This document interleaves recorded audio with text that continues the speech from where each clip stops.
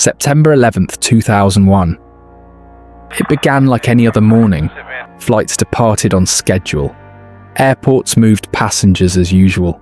Nothing appeared out of place. Until it did. 4 aircraft were hijacked shortly after takeoff. Communication with the planes became irregular, then lost.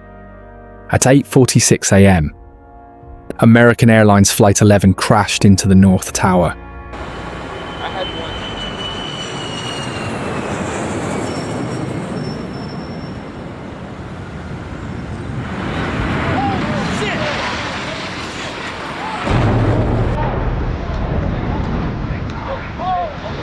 At first, confusion.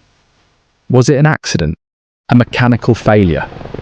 But within minutes, a United Airlines Flight 175 hit the South Tower.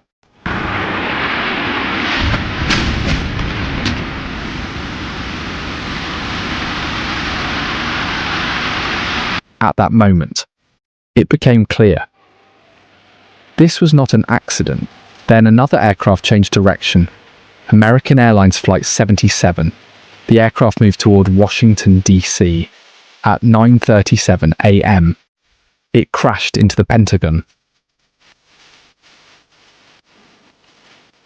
Smoke rose above the building as emergency crews rushed toward the scene. By now, the scale of the attack was becoming impossible to ignore, but there was still one more aircraft in the air. United Airlines Flight 93. Hijackers Ahmed al-Nami, Ahmed al-Haznawi, Ziad Jarrah, and Saeed al-Ghamdi had taken control of the aircraft. Passengers on board began learning about the earlier attacks. Phone calls were made, information spread through the cabin, and slowly, the passengers realized their aircraft was also part of the operation. But this flight would unfold differently. Instead of waiting, several passengers fought back. A struggle began inside the aircraft. Moments later, the aircraft entered a rapid descent toward the Pennsylvania field below, and at 10:03 a.m., Flight 93 crashed into a field in Pennsylvania.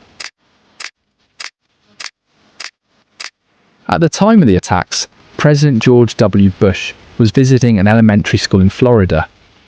An aide approached quietly and informed him that America was under attack. For several moments, Bush remained seated in the classroom, calm, silent, trying not to create panic. Shortly afterward, Bush addressed the American people. He confirmed that the United States had been attacked and promised that those responsible would be found. And to conduct a full-scale investigation to hunt down and to find those folks who committed this act. Terrorism against our nation will not stand. And now if you join me in a moment of silence. Airspace across the United States was shut down. As the country struggled to understand the attacks, investigators immediately began searching for answers. Airports were examined, flight records were reviewed, and evidence was collected across multiple crash sites. At one airport, authorities discovered luggage connected to the hijackers. Inside were documents, identification, flight materials, and personal items. The evidence quickly pointed toward a larger network. Soon intelligence agencies began focusing on one name, Al-Qaeda, and behind it, Osama Bin Laden. Osama Bin Laden was born into one of the wealthiest families in Saudi Arabia. His father, Mohammed bin Laden, built a construction empire connected to the Saudi royal family. But despite the wealth surrounding him, Osama grew up distant from the inner circle of the family. His parents divorced when he was young, and in 1967, his father died in a plane crash. The events would permanently change his life. As he grew older, Osama became increasingly influenced by conservative religious teachings. Several teachers at his school strongly criticized Western culture. Over time, these ideas began shaping the way he viewed the world. While studying at university in Jeddah, Osama became connected to an influential Islamic scholar named Abdullah Azzam. Azzam believed Muslims had a duty to defend Islamic lands through armed struggle. The message deeply affected Osama, and soon world events would give him an opportunity to act.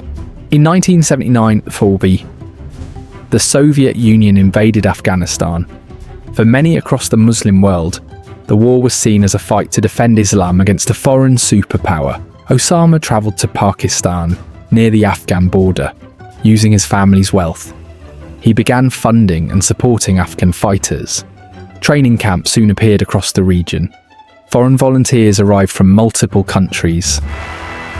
Over time, Osama began building his own network of fighters. The organisation would eventually become known as Al-Qaeda. But disagreements soon began to emerge. Abdullah Azzam believed the struggle should remain focused on Afghanistan. Osama wanted something larger, a global movement. In 1989, the Soviet Union withdrew from Afghanistan. To many supporters, Osama returned from the war as a hero, but tensions with the Saudi government were already beginning to grow. Then, another crisis changed everything. In 1990, Iraq invaded Kuwait. Saudi Arabia feared the conflict could spread across the region. The Saudi government allowed US forces into the country for protection. Osama strongly opposed the decision. His frustration soon turned into rage. Soon, Osama began openly criticizing both the Saudi government and the United States. As tensions escalated, Saudi Arabia revoked his citizenship. Osama eventually relocated to Sudan. There, he expanded both his businesses and militant network. At the same time, Al-Qaeda was becoming increasingly dangerous. During the 1990s, Al-Qaeda became increasingly violent. American intelligence agencies began tracking Osama Bin Laden more closely. In 1998, explosions struck US embassies in East Africa. The attacks killed hundreds and shocked the world. Soon after, the United States launched missile strikes against Al-Qaeda camps in Afghanistan. But Osama bin Laden escaped once again as pressure increased. Osama returned to Afghanistan under Taliban protection. From hidden compounds and training camps, Al-Qaeda continued expanding. Then, on September 11th, 2001, everything changed. The impact was immediate. Economies paused, governments mobilized, security systems were re-evaluated overnight. But amid the chaos, one priority became clear. Identify those responsible. Intelligence quickly pointed toward Al-Qaeda, and behind it, Osama bin Laden. The United States launched a large-scale response. Military operations expanded into Afghanistan. The objective was twofold: disrupt the network and capture its leader. But by the time forces arrived, he was gone. The terrain made tracking difficult. The network made it even harder. And with each passing day, the trail grew colder. For years, there were no confirmed sightings, no direct communication, only fragments, occasional recordings, unverified intelligence. It was as if he had vanished, but in reality, the search had only just begun. For years, the search produced nothing definitive. Intelligence agencies followed leads across multiple countries: Afghanistan, Pakistan, the Middle East. But each lead ended the same way. Too late, too incomplete, or simply wrong. The challenge wasn't just finding a man, it was finding a man who had designed his entire existence to remain hidden. There were no phone calls, no internet activity, no financial trails. In a world becoming increasingly digital, he had gone completely offline.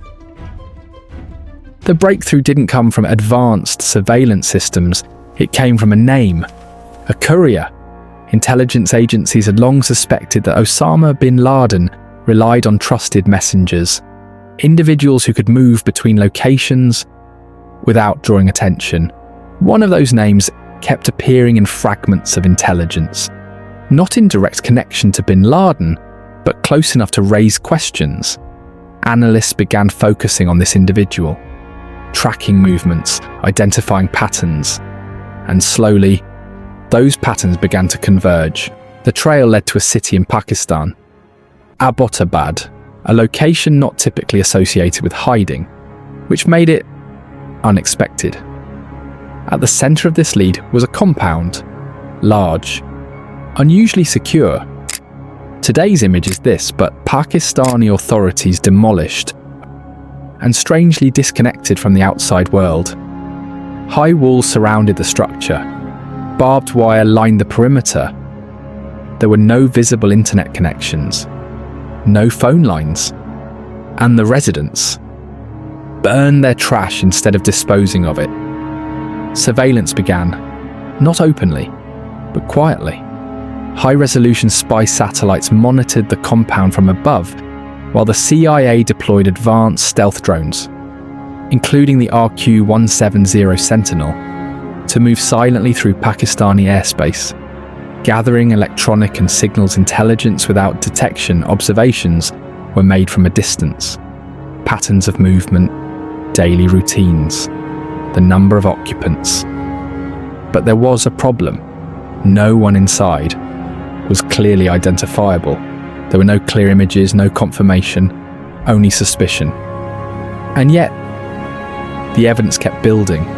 The size of the compound didn't match the known residents. The security exceeded what would normally be expected. A tall man was occasionally seen walking in the courtyard, but he never left the property and never communicated electronically. Intelligence analysts gave him a nickname, the Pacer. Analysts reached a conclusion, not certainty, but probability. A high-value target was likely inside. The information was presented to US leadership. The question was simple: what comes next? There were options: an airstrike, continued surveillance, or a direct operation. Each came with risk. An airstrike could destroy evidence, surveillance could fail, and a ground operation could go wrong.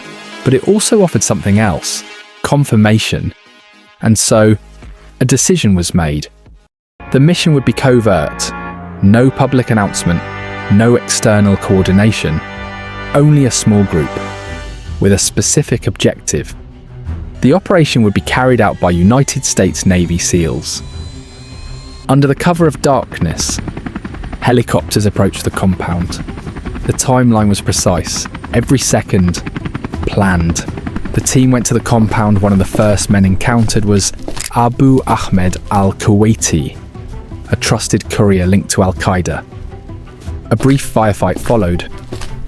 With the lower levels secured, the team continued deeper into the compound. Inside were family members, women, and children. Moving room by room, clearing each level. The objective was clear. Identify the target. Silence. Within a short time, Osama Bin Laden was located. Within seconds, 3 bullets were fired. And the mission reached its conclusion. As per the YouTube restriction criteria, we cannot film the clip because of the guidelines that flag content for harmful, dangerous acts. Surely our content will be demonetized or restricted. Before leaving the compound, the team collected a vast amount of intelligence material. Computers, hard drives, documents, disks, and digital storage devices were removed for analysis. Confirmation was critical. Identity needed to be verified. Only then could the operation be declared complete, after nearly a decade of searching. The manhunt was over. Tonight, I can report to the American people and to the world that the United States has conducted an operation that killed Osama Bin Laden, the leader of Al-Qaeda, and a terrorist who's responsible for the murder of thousands of innocent men, women, and children. It was nearly 10 years ago that a bright September day was darkened by the worst attack on the American people in our history. The images of 9/11 are seared into our national memory. Following the operation, US forces positively identified Osama bin Laden using facial recognition, DNA analysis, and intelligence records. His body was then transported from Abbottabad to a US military vessel in the Arabian Sea. According to US officials, he was buried at sea within 24 hours. The decision was intended to prevent any burial site from becoming a place of pilgrimage or symbolism. After nearly a decade, the world's most extensive manhunt had finally come to an end.